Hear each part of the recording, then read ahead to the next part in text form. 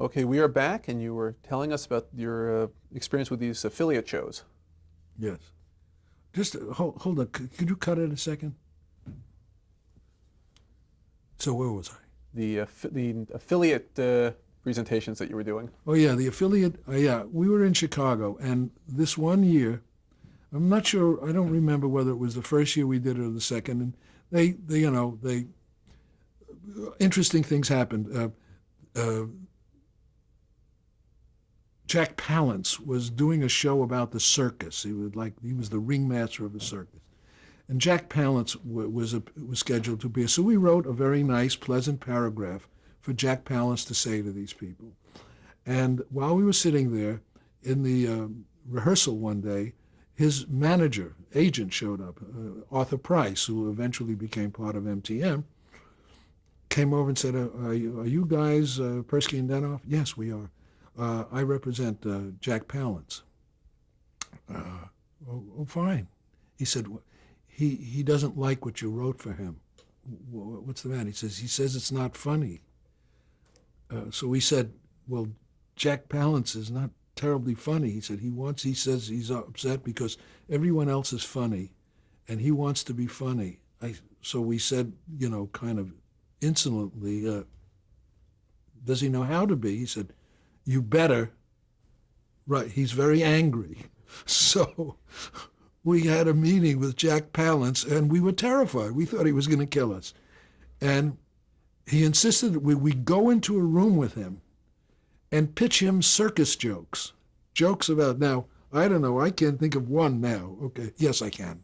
Dwarfs, but you don't want to do that. But it was terrifying. So we finally came up with one joke, and he said, that's good. Yeah, that's good. So he did it, and then we said, in case it doesn't work, here's the saver, which is, those writers, whatever. He did the joke, and they laughed, and he did the saver anyway. And then he left and proceeded to get drunk. He never came back for a curtain call. The most positive experience in that whole working on those ABC affiliate shows was meeting and working with Gene Kelly, who is like another one of those great people of enormous talent, but a great fairness and gentleness. He could be a tough guy, but the experience we had with him, they said, Gene Kelly is going to do the television version of the famous movie Going My Way, about the priests. Perfect casting. Could you meet him? Could we meet him? Could we meet Gene Kelly? Oh my gosh, yes. Okay, here's his phone number and here's his address on Rodeo Drive, and call him.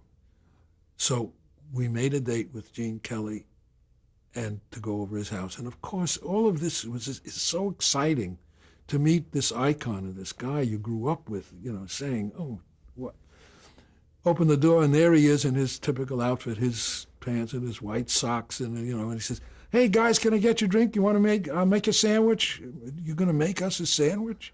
No, let's talk. So we sat and we talked a while, and we said we should write him a lot of priests and nun jokes, because he's doing, he said, that'll be great, that'll be fun, that'll be great. So we go back to our office and we spend time working. Now we fearfully send the pages to him.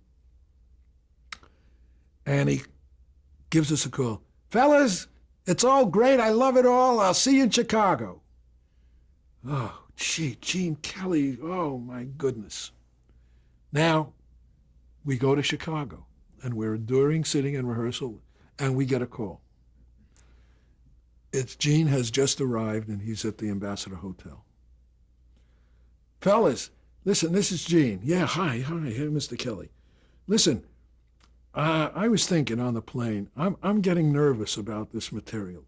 It's good, it's great. I'll use it somewhere else, but these are very square people. And I don't think we should do this. The jokes are kind of hip jokes, and I'm very nervous about it. Well, what do you want to do? It's tomorrow night. He said, well, can you meet me up? I'll order dinner, from room service, and we'll talk. So we go up to his suite later that evening. And he says, I've been thinking about it. You know what I think I should do? I should do Jessel's routine. And Billy and I said, what's Jessel's routine? He says, didn't you ever remember Jessel would come out on stage and talk to his little old Jewish mother on the phone and do jokes with her?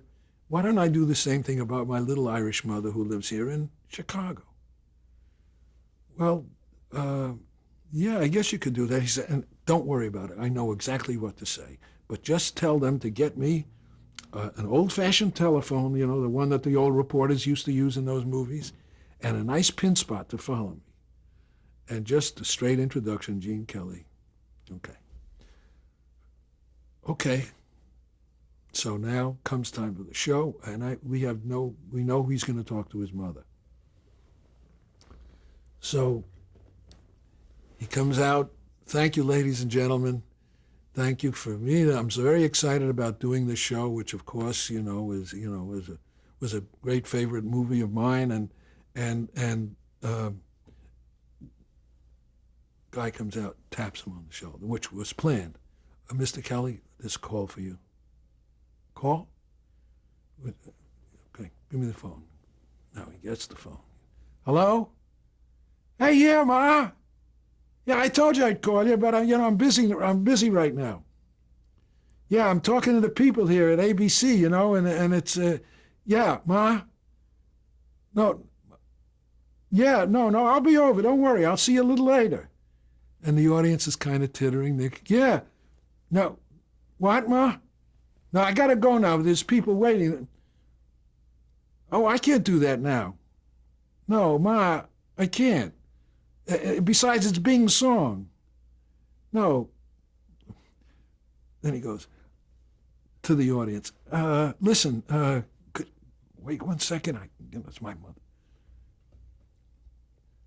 Tooraloo-ra-loo-ra. He starts singing that song, just walking slowly off stage with the pin spot on him, right?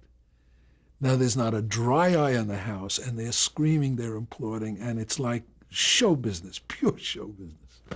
Well, it's a huge hit. Okay.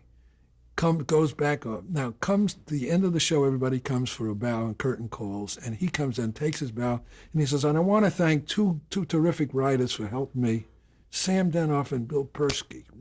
This guy, it was all his. It was all his in his head, but his generosity of giving a lift to two young goofs was like, oh my God, this guy is an amazing guy, as opposed to the guy who said, who wrote this crap, right? And that love and affection for him lasted, through the years, and we eventually ended up doing a series together called The Funny Side. But that was just a great moment, those high moments that you remember forever because it was so good. At that point, you got into half hours, I guess, or not yet. After we did that, our next job on network television was the Andy Williams Show. Oh. The first year of the Andy Williams Show. Andy Williams, that was 1962, 63. We were the junior writers. The executive producers were Bud Yorkin and Norman Lear. The producer was Bob Finkel. And the two head writers were Harry Crane and Mort Green, and we were the junior writers. It was, again, a marvelous experience. Bob Finkel was probably one of the best variety show producers of all time. Still is. He's fabulous.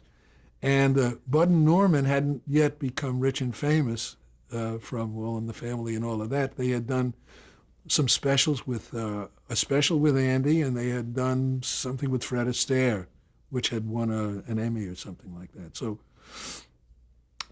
we worked on that show, and I met my present wife on that show. She was one of the dancers, the former Sharon Shore.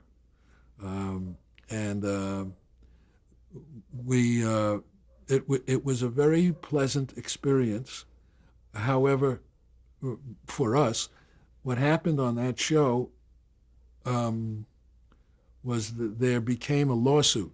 A lawsuit happened between Andy Williams people and Yorkin and Years people because Kraft Foods were sponsoring it part of the year and then wasn't, and NBC had canceled. We didn't know any of the details, but we had been hired by Yorkin and Lear. So at the end of the year, here's a pathetic scene. The picture. It's March, this time of year. It's pouring outside, and the wrap party, and everybody is returning to do the Andy Williams show except Sam and Bill. But we knew that we weren't going to stay at the wrap party very long because we were, we were the outcasts, So I had made a date that night with a guy who was my landlord. I was renting a house up in Laurel Canyon from a fellow named Dick Martin, who with his partner, Dan Rowan, was a comedy team. And they were working all kinds of dumb clubs all over the country, sometimes some gigs. That particular night, they were working in the bar of the West Covina bowling alley out in California, in West Covina. So Billy and I pathetically got in his old little Peugeot car and drove out to West Covina in the pouring rain to see these two guys who wanted us to come out to see them so that we could write for them. Not many people know the West Covina bowling alley very well. It's a good thing. Well, we arrived there, and it's like now 10:30 at night, and we ask for the lounge, the bar, and we're directed to it, in which these two guys are working feverishly for 2 or 3 drunks. That's about it, tops. And we wait till they get off, and I always remember the scene of Dan and Dick, Billy and me sitting around this table plotting our future. We were now out of a job, and they were looking to become hits, little not knowing at that time, because no one knows what the future is, how big they would become in a couple of years, on Laughing. And Dick and I talk about it fondly. At this time, we remained very good friends. As a matter of fact, his wife, his then wife, Peggy, was one of the Christy Minstrel singers on the Andy Williams show that year. She was a very pretty girl with a good voice. But Andy Williams, the Andy Williams show was our last variety show. We ended up doing a lot of specials since then, but it was last variety show. After that, we were offered by the Morris office to work on the Judy Garland show. And we went up for an interview, and George Slaughter was the producer at that time. They had a lot of different producers by the time that show was over. And the morning of the interview, I think it was like a noontime interview, I had to go to the dentist for a really bad problem in a back tooth. And my dentist gave me a little green cocktail to relax me. What it is, it's like 9 martinis is what that thing does. So I didn't feel a thing in the office, and then I went to the interview at CBS with Persky, and I was flying. I was a lunatic. I was all over the place. I was on his desk. I was on George Slaughter's desk. Apparently, when we left, he called the Morris office and said, "I want to book these guys. The redhead is nuts," which is what I love. I love nuts. I love crazy people. He didn't know I was really drunk, They offered us the job, and I must say it was Persky's decision more than mine, because I had 2 children at the time. I was much more interested in security than he was. And he said, "Look, like this, we're gypsies. We never know where our home is when this thing, the half hours are the thing that we really want to do. We should really think about that." He said, "I think we can probably get some work with our reputation. It's so far so good." So I went along with that, thank God,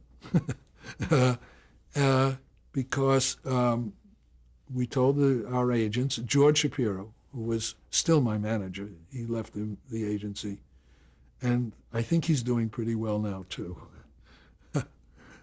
one of the great, lovely, wonderful, honest, decent men in this business is George. Anyway, so we said, let us, get us, some half-hour work.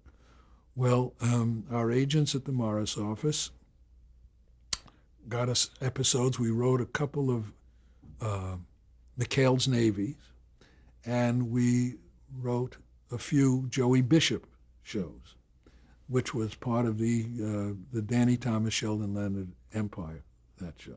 Before we go into detail on those shows, which I'd like to do, I'd like to go into a little more detail on the Andy Williams show and get some specifics. Now, for example, you won an Emmy for that show, didn't you? No. No, not for that show. No, I did not win an Emmy for the Andy Williams show. So And the Andy Williams show, I think, did win some Emmys, but I don't think we were connected with it at that time. No. I did not. We did not. It was just. I met the Osmond family. Just as good. I met the Osmond family. Donnie Osmond, I think, was 9 months old at the time. The youngest one was Jay Osmond. They were terrific. Those kids. We loved those kids. The Andy Williams show was an interesting writing job because we had the two head writers who didn't like each other. So one of the great funny experience. What we found out. You always try to book guests. Booking guests on variety shows was very important for your ratings, and you try to get Sinatra and Dean Martin and Sammy Davis Jr. the hot act. Always the personalities, two of them, well, it's actually three people, but it's two bookings, that got the highest ratings whenever they were on any variety show were Kate Smith and Roy Rogers and Dale Evans. That's how hip America, okay? That's people should take note of that. Anyway, one night we found out, we said, tomorrow, you guys, you better be in there early because Jonathan Winters is coming in. He's going to be booked on the show with Jane Wyman. Jonathan Winters, oh my God, we loved Jonathan Winters, but we knew how unpredictable he was. So, and it was very difficult to write for him. So we have this meeting, and Johnny Winters comes in with, he had a keeper with him at that time because I think he had just gotten sober. And he had to have a person with him to keep him from moving it. So I'll never forget this meeting. There's Harry Crane and Mort Green and Finkel and Persky and I. We're sitting there and we said, John, well, do you have any ideas of what you'd like to do? Because if you do, then we can help structure it for you. Well, I do. I think I have a great idea. Picture this. Picture a forest, a beautiful sylvan forest. And in the forest, Andy, our special little Andy, is a forest ranger with that little hat on his head. And he'll look so cute in that little outfit and that forest ranger hat. And he said, and Janie Wyman will play a chipmunk. She'll play a chipmunk, and we're looking at each other. She'll go, and he's doing all those sounds. Johnny Winters is doing all those sounds. Well, and she'll play a chipmunk, and Andy will be the forest ranger, and I'll be a flash flood. So now there's dead silence in this room, and we're looking for somebody to say something to bail somebody out. Well, John, we'll think about it. Okay? Yeah, we'll think about it. And, of course, there was nothing you could do with that. And it ended up like it was on all the shows, the variety shows that he was on. You gave him a box full of hats or a box full of props, and he did what he does. Better than anybody in the world. But that meeting was like, we were meeting again a comedy icon who said he wanted to be a flash flood.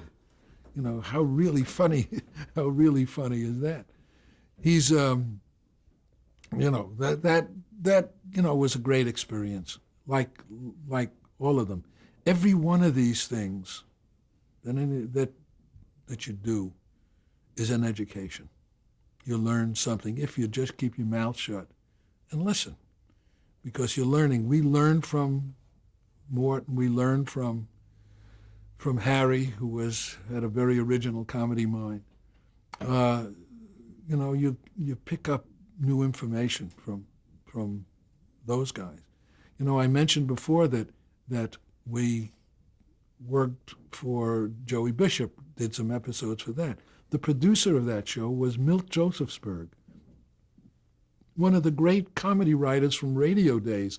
He wrote the line, "Your money or your life" to Jack Benny, and he was to us then very grandfatherly. He was a man with white hair. He just was so helpful because we were just beginning in that form, and he was a marvelous guy to work for, which is an advantage that a lot of young writers had in those days, of working for really truly experienced practitioners who learned their craft in radio and had developed it in television. And when you went to work for them, you were really getting an education, because everything was very new to us.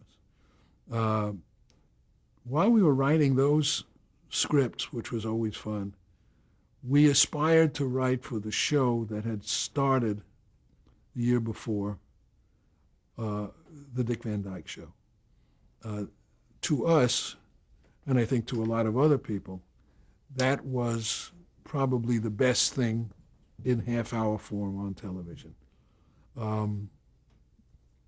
It was the quality of the writing, the truth, everything it did about it. So while we were writing our other half hours, we wrote a spec half hour of Dick Van Dyke and had it shipped off to Carl by way of the Morris office. And we thought we had done a great job by writing that. I even forget what it was about. I forget what it's about because he sent it back saying he didn't like it. Oh, okay, well, all right. But we didn't want to take no for an answer. At that time, Persky and I had a little office on Sunset Boulevard, 8228 Sunset Boulevard. The office was basically, it was a toilet. There was a toilet in this one, and another little room next to it, which had a built-in desk and room for one chair, and a wall. And on the wall was a framed photograph of Mount Fujiyama to give you a feeling of space in this room. And it was in there that we wrote our scripts, our half hours. That was our little office on Sunset Boulevard, right across the street from Chateau Marmont. That's where it was. And while we were writing our other scripts, we would, write this spec script. And that rejection depressed us because we thought that was still the best show on television in the half-hour form, although we loved I, Lucy, some of those comedies, but intellectually it was just nothing like it. So we started to think of different stories to write and just begged the Morris office to get us a meeting with Carl Reiner and his executive producer, Sheldon Leonard, the god of all time in television. And they did. This was in the middle of the second season while they were doing. At that time, Carl was really doing 90% of the writing. He couldn't find anybody, and there were a lot of really good writers writing for him, who could find that special, different voice he had. He had a different voice for his show that was so unusual for television at its time. He was basically telling the truth is what he was doing. And everybody was going off doing wild jokes and stuff like that. So we got a meeting, and we had 3 or 4 ideas, and Sheldon was in the meeting, and we pitched one that I think the idea came from something we had read in the paper about switched babies, parents having babies switched at birth in the hospital. So we pitched the thing about Rob thinks that Richie is someone else's child. And what it would be, it was a flashback.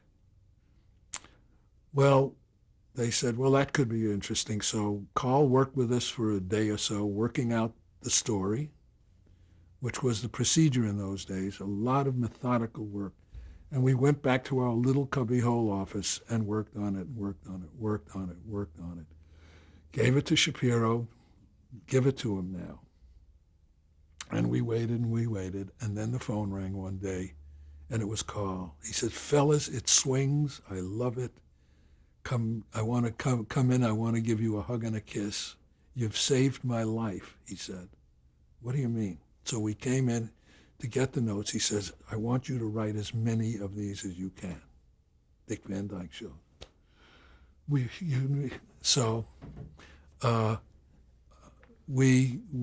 did.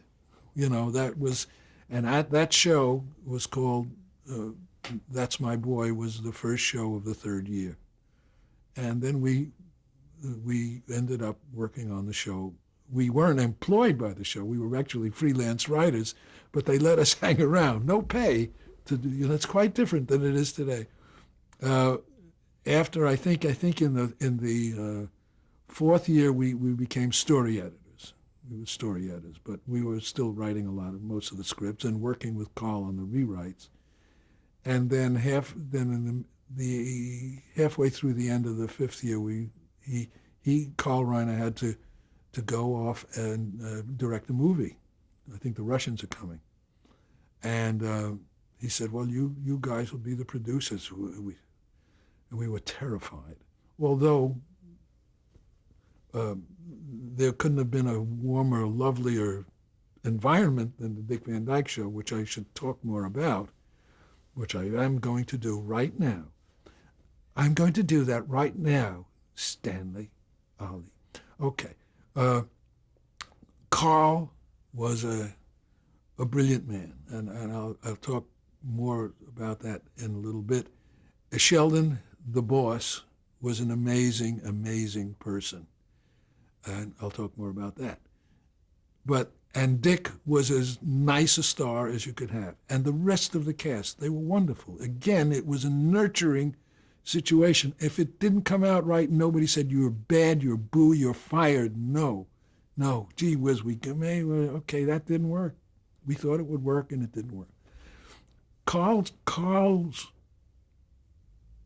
idea was, he said something to Billy and me at one point, which was we had been working there for a few months and writing scripts, and we would get notes, and when it wasn't good, he would put RR on the top of the page, and that stood for rotten writing.